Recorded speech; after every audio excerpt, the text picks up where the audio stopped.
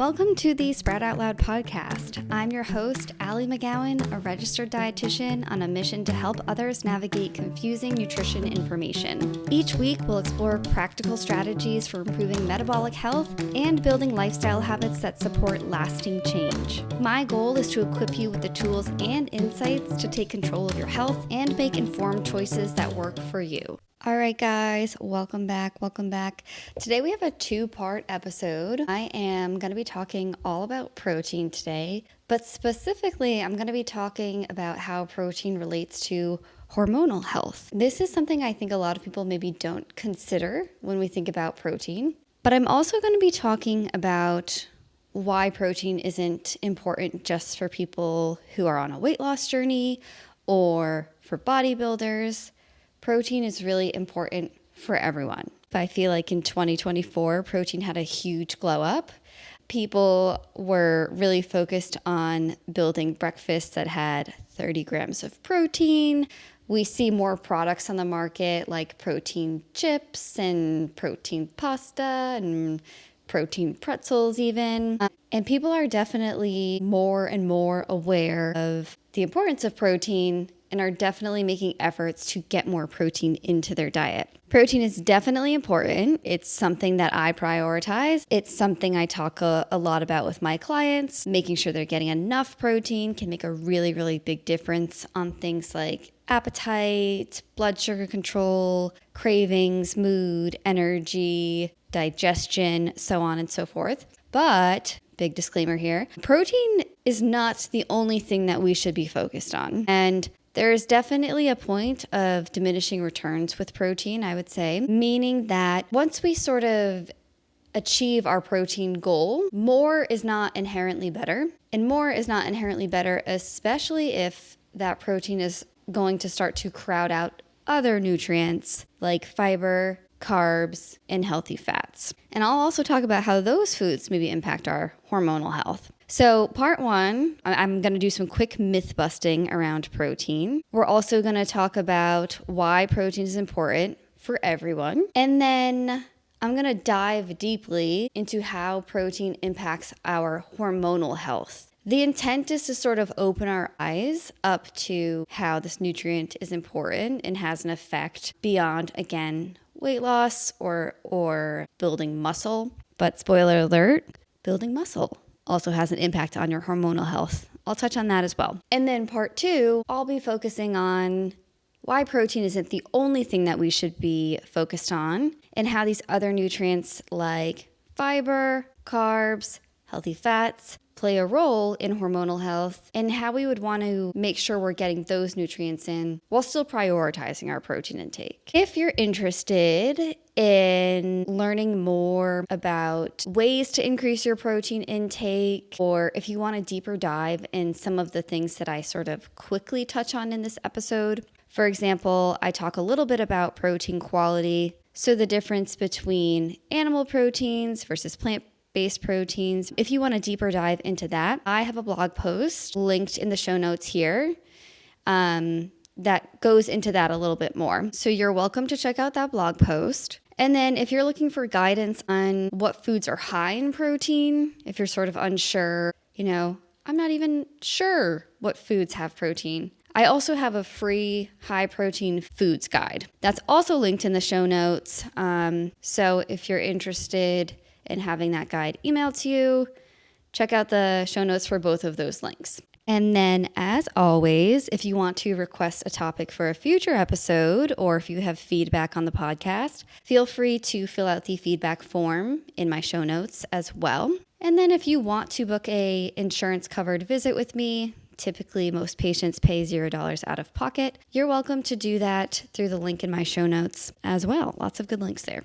Before we get started, just a quick reminder, the information shared on the Sprout Out Loud podcast is for educational purposes only and is not intended to be a substitute for professional medical advice. Always consult with your healthcare provider before making changes to your diet or lifestyle. Okay, so to get started, we're going to rapid fire go through some protein myths. So Here we go. Is protein important? Yes. Is protein something that people should prioritize in their meals? I'm going to say yes. Can meeting your protein needs make a significant impact on your appetite, on your blood sugar, on cravings, on hormone health and recovery? 100% yes. Is more protein always better? No. Does everyone need the same amount of protein? Also, no. Should you eat protein even if you're not hungry? This is going to depend on someone's goal. So for example, if you have a goal of muscle gain, maybe we need to eat a little bit more protein in those instances. And because protein is the most filling nutrient, it can be hard to eat more protein when we're feeling full. But if your goal is to build intuitive eating skills, for example, and part of that involves tapping into your hunger and fullness cues and really listening to your body and honoring your hunger, well then, maybe no. Maybe you shouldn't eat protein if you're not hungry. That's very nuanced, and that could potentially even be a topic for a whole episode. Anyways, are all protein sources created equal? No. There's definitely a difference between animal-based proteins, plant-based proteins, supplements, and even collagen is going to have a different quote-unquote protein quality versus these other protein sources. Should someone try to get more protein from supplements even if they're meeting their protein needs? The key phrase there is even if they're meeting their protein needs. I'm going to say no. And then all of this is leading to the biggest and most important question, which is, should protein displace other nutrients like fiber, healthy fats, and carbs? No, it should not. However, for some people in the short term, so definitely not a long-term thing that we want happening, if protein is a priority, that may lend to these other nutrients sort of taking a back seat. And I would say that that does not apply to most populations. This would apply to people who are having like a significant lack of appetite. So for example, someone who might be on a GLP-1 medication, and if they're experiencing significant appetite reduction, or if someone is sick, protein would be a priority. And sometimes in order to prioritize that, if your appetite is reduced, you may need to modify your portions or your intake of these other nutrients so that we can get that protein in. Again, that is very, very different from people who have a normal appetite, from people who are really just pushing protein. And even in these populations that I just mentioned, we're still trying to get in fiber, get in carbs, get in healthy fats in a way that will work with their appetite. So we're not saying these foods don't matter, but if we truly are prioritizing protein, we modify those other foods to make that happen. Okay, now why is protein important? So protein definitely deserves the hype that it's given, I would say, but it needs some more context. So we really need to sort of like zoom out and see how protein fits into the larger picture of our meals and our dietary patterns. So protein is definitely not just for people who want to lose weight or for bodybuilders, because protein is going to play a really significant role in things like hormone production, blood sugar support, immune function, the health of our hair, our skin, and our nails, and even certain enzymes and chemical reactions. So our body needs protein to make certain enzymes, and enzymes are essentially just things that make certain processes in the body happen faster and more efficiently. So for example, we have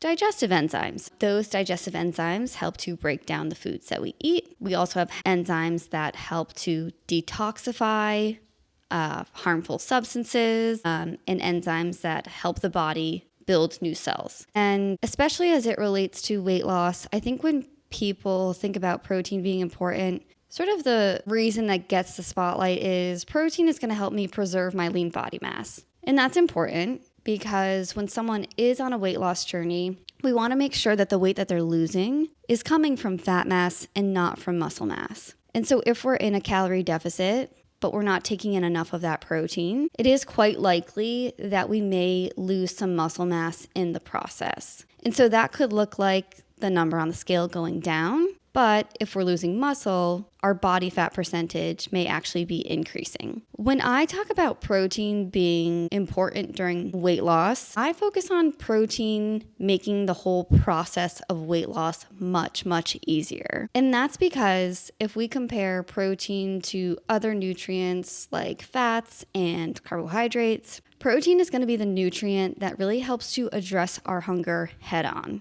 And what I mean by that is protein is actually going to not only help to keep us fuller for longer, but protein is actually going to stimulate the release of certain hormones that suppress our appetite. And this isn't like to the same level of drugs like these GLP-1 drugs, but this can really be the difference between someone feeling satisfied at their meals and not feeling the need to snack, and someone feeling like, oh my gosh, I just ate and I'm still hungry. And so I always tell people that I work with, like if you've ever had a meal and then you felt hungry shortly after, could be that that meal didn't have enough of that protein. And so if we think about what makes weight loss difficult, if you have this persistent appetite, that's obviously going to make things a little bit harder. So if we're feeling fuller, if we're not snacking as much, and that leads us to think about food less, well then maybe we're better able to moderate our portion sizes. Maybe we are able to show up to meals feeling like we have a more manageable level of appetite. And all of these things could just sort of be happening naturally as a result of getting in more protein without us having to think about these things, right? So without having to sort of be hyper-focused on like reducing portion sizes and whatnot. We might just naturally be able to do that because we're feeling more satisfied. Anyways, the purpose of this episode is to talk about how protein impacts hormone health, but I felt like that's just something that is helpful to sort of reframe when we think about protein being important in the weight loss journey, because I do work in weight management as well as women's health primarily. Okay, a lot of people will ask like, how much protein do I even need? And this is where working with a dietitian or someone one-on-one can be quite helpful because your protein needs will depend on your goals. So if your goal is weight loss or weight maintenance or weight gain, or muscle gain, or if you are in a certain life stage. So if you are pregnant, if you are postpartum, if you are breastfeeding, all of those things are going to sort of help to determine your protein needs. And then I would even say like the exact amount of protein that someone actually needs is going to fall within a range, right? So if you have a day where you're particularly hungry, maybe you need more protein. On those days, if you have a day where for whatever reason your appetite is lower, you might feel better working with the lower end of your protein range. So rarely would I ever say one specific number is best for someone. I think it's helpful to sort of have two numbers and focus on working within that range so that you can eat enough protein to support your goals while also working with your appetite. It's also just not really reasonable to think that we're going to have the same level of hunger every single day. So we want to make sure that we're really preventing deficiency, but a lot of times a higher number is just going to be there to support appetite control. And again, if you want more guidance on some starting points for maybe thinking about how much protein is right for you, in that blog post that I mentioned, I do have a chart on general recommendations for protein goals for different audiences or populations. Protein quality is also going to be quite important. And when we think about proteins being high quality, what this means is that these protein-rich foods will contain all or most of the essential amino acids. Now, you've probably heard that amino acids are the building blocks of protein.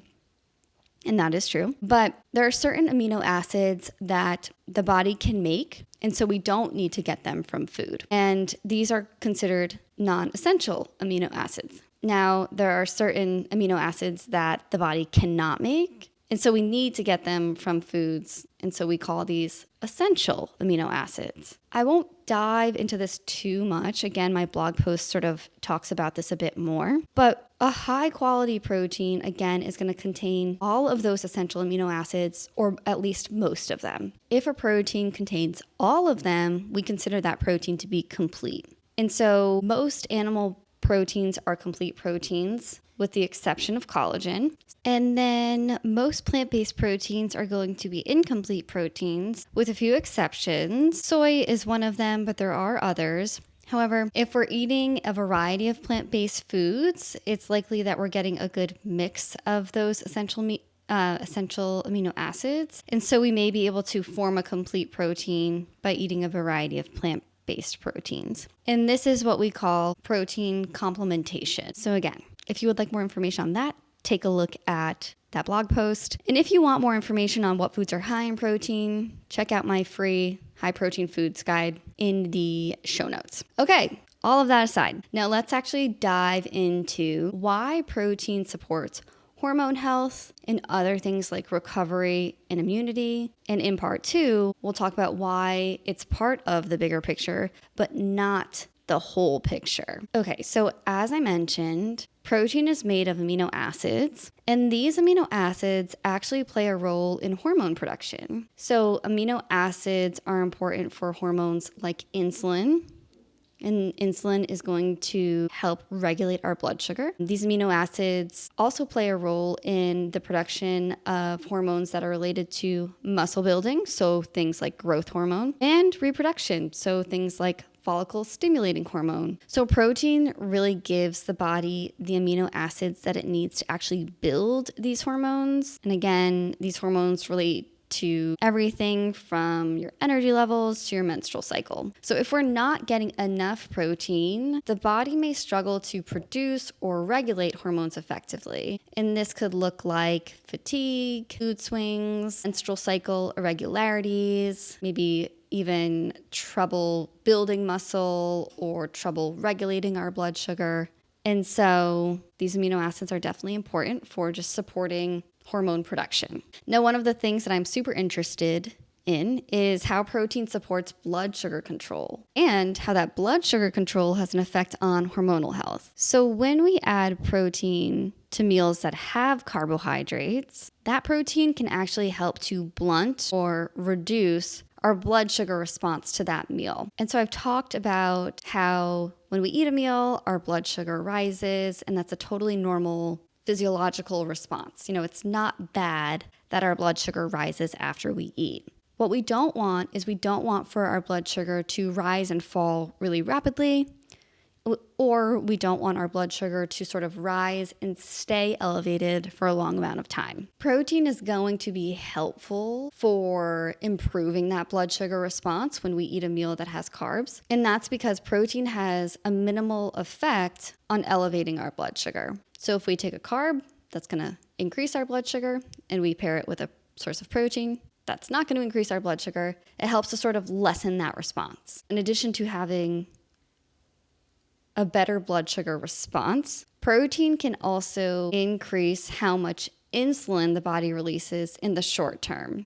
So I've talked previously about how insulin helps to regulate our blood sugar. So I like to think of insulin being a hall monitor. Our bloodstream is the hallway, and those sugar molecules are people. So if we imagine that we eat a meal that has carbs, we have more sugar molecules in the bloodstream. That means that we have more people in that hallway. Insulin is going to be the hallway monitor that is opening doors for people to sort of exit that hallway and go into. What's actually happening in the body is insulin is helping cells in different parts of the body, so typically muscle cells or other cells where the body can use that sugar immediately. Insulin is helping those cells to absorb that blood sugar. That means that that sugar is leaving the bloodstream and going into those cells. So now we have less sugar in the bloodstream, or we have less people in that hallway. So protein can actually help to increase insulin secretion in the short term, which means that the body is sort of better able to regulate blood sugar levels. So we have more hallway monitors. We have that sugar leaving that hallway and going into those rooms, or that sugar leaving that bloodstream and going into those cells. So in the case of insulin resistance, this is where insulin is not doing its job. That can disrupt things like ovulation and fertility. So that would be a topic for a future episode, but just sort of sharing here that blood sugar control is quite important for hormonal balance, and protein can play a role in all of that. In addition, we know that when our blood sugar is stable, that is actually going to help keep these other hormones like cortisol, which is our stress hormone, insulin, like we just talked about, and even estrogen a little bit more balanced. And these hormones can actually affect other hormones. So for example, if our blood sugar drops, the body is going to release cortisol, which is that stress hormone. And one of the things that cortisol is going to do is cortisol is going to help the body tap into its blood sugar stores and take that blood sugar out of storage and into the bloodstream so that we have energy quickly available to deal with that stressor. So in this case, the stressor is actually low blood sugar, but other stressors could include stress at work. I think in maybe my last episode or a previous episode, we talked about how your body doesn't know the difference between being chased by a bear or like work stress, and our response to that stress is going to be the same. So we're going to have that increase in cortisol, which is our stress hormone, and our blood sugar is going to rise as a result because the body is saying, hey, we need energy to get through this really stressful time right now. How can we give the body quick energy? We're going to tap into our stored blood sugar, put it back in the bloodstream so we have that energy. So if we are sort of constantly experiencing these frequent blood sugar spikes where our blood sugar is going up and coming back down, well, that's going to lead to these frequent cortisol spikes. If our cortisol is chronically elevated, so if our cortisol or our stress response is sort of always on, then we know that that can actually disrupt other hormones like progesterone, DHEA, and even estrogen. And if you're like, okay, like blood sugar, stress, these things affect my hormones, but what does that actually mean, or what does that actually look like? Well, this can look like, or this can manifest as irregular menstrual cycles, poor sleep, fatigue, anxiety. And if you're someone who has polycystic ovary syndrome or PCOS, this can also manifest as worsened PCOS symptoms. So maybe more painful periods, for example, maybe more cravings. And one of the other symptoms of PCOS is male pattern hair growth. So this could even look like having more hair as a result. So a lot of times that may show up on the upper lip and the chin, jawline, chest even, and that can be very distressing. So something as simple as keeping that blood sugar stable, and again, that's going to involve protein, can help improve those symptoms as well. Next, protein is going to help to maintain our lean body mass, which also supports metabolic and hormonal health. So when we think about muscle mass, you may have heard the term that muscle tissue is metabolically active. What does that mean? That means that muscle tissue actually burns calories even when we are not moving, which is interesting. So that's going to actually help to improve our metabolic rate. Not as much as people think. It's not going to have like a massive effect, but it will increase your metabolism slightly. But muscle mass also supports that insulin sensitivity that we talked about.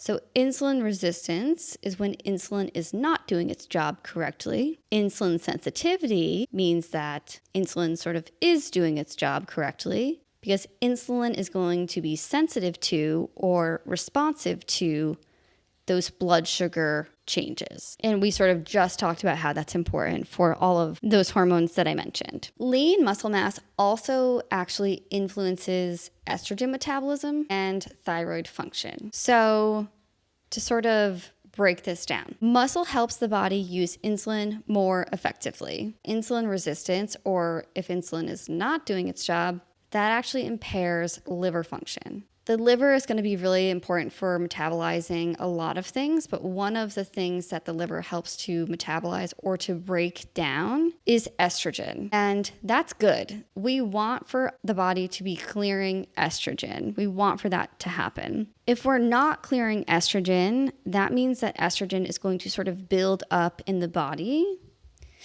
And this can lead to a condition, or a state, I should say, called estrogen dominance. Again, if you're like, Allie, what does this mean? Estrogen dominance is going to be linked to things like PMS symptoms, irregular menstrual cycles, heavier periods, fertility struggles, even things like hormonal acne. So when we build or we maintain muscle, you're actually also helping our body to process hormones like estrogen more smoothly. So again, that protein will help to maintain that lean body mass, and that lean body mass will affect how we metabolize hormones like estrogen. And that will impact things like PMS, irregular cycles, heavier periods, so on and so forth. And then last but not least, protein supports recovery, it reduces inflammation, and it also protects immunity. So protein is going to be important for recovery from workouts. It's actually going to help us repair some of the tissue that gets broken down when we exercise. And it's also going to help keep inflammation in check. Without getting into inflammation too much in this episode, short-term inflammation is good. That's like a short-term stress response.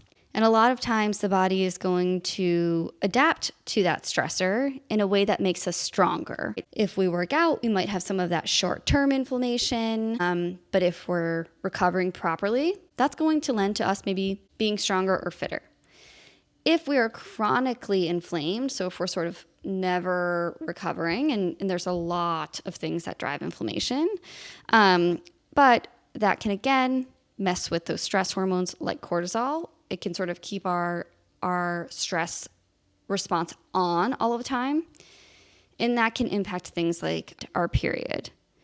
So for example, that chronic inflammation, again, can worsen those PCOS symptoms. So making sure that we're getting enough protein, especially after workouts, will help to ensure that we're recovering and sort of keep that inflammation in check. So as a reminder, if you want additional content related to protein, I have that blog post linked in the show notes. I also have a high protein food guide linked in the show notes as well. If you guys have feedback, if you would like to book a one-on-one visit with me, links for those things are in the show notes. And then I'm on Instagram at SproutOutLoud, SPROUTOUTLOUD, and my website is sproutoutloud.com. All right, thanks for listening.